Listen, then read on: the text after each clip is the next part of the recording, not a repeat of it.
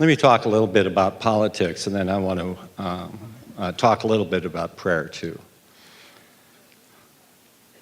Governor Branstad, Lieutenant Governor Reynolds, Bishop Pates, and Jennifer, thank you for the opportunity to say a few words here.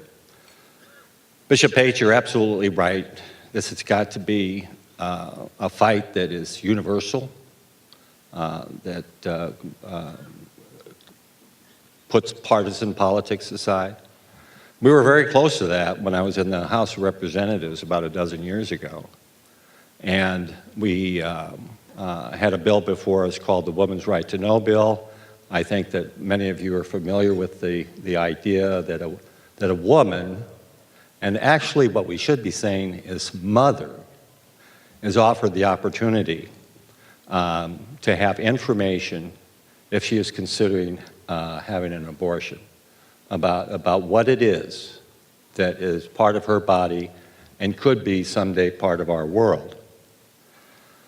It was beautifully conceived, the legislation was, by, I can mention their names, they're both retired from the legislature, by a member of the majority party, Dan Boddicker from Cedar County, and beautifully floor managed on the House floor by a member of the minority party, the diminutive but dynamic Dolores Mertz from, I'm sure some of you are very familiar with Dolores Mertz, who's now retired and living in Algona.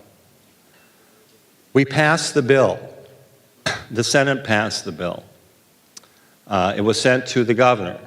It was another governor, not the current governor, and it was vetoed. But that governor said, if you just make these changes to the language of the legislation, I'll sign it. And so the following year, we did. We had the same leaders in Representative Boddicker and Representative Mertz. We passed it again and sent it to the governor, and it was vetoed again. Your word counts for something up on Capitol Hill, and your word counts for something when we're dealing with this issue as well.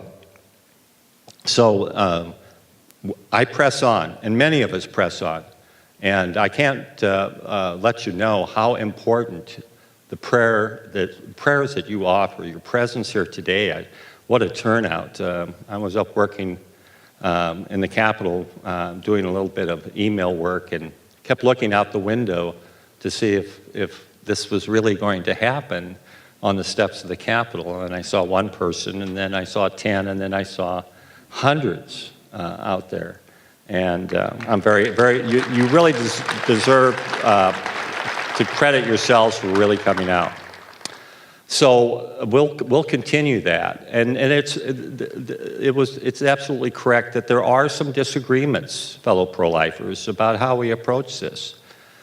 I think anything we can do to move ahead, to find where we can actually pass meaningful legislation that will save the lives of the unborn, we ought to pursue.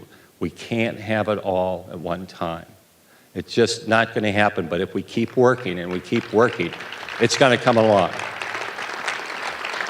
So I want to end here with a prayer that maybe many of you know. Dear God, grant me the serenity to know the things I cannot change, the courage to change the things I can, and the wisdom to know the difference. When I think of that prayer, I think of the millions of unborn children that we've talked about here today, that we've prayed for, and that we continue to pray that they have a place in heaven, that they are in a serene, tranquil union with our God. But I also pray that we have the courage to know what we can change. And I believe that we can change this because we have the wisdom behind us. And the wisdom is in His Word. And that's what we should always consider as we move ahead. We will win this. I am absolutely confident we will win this fight. So Thank you very much for the opportunity to speak, and thank you for what you're doing today.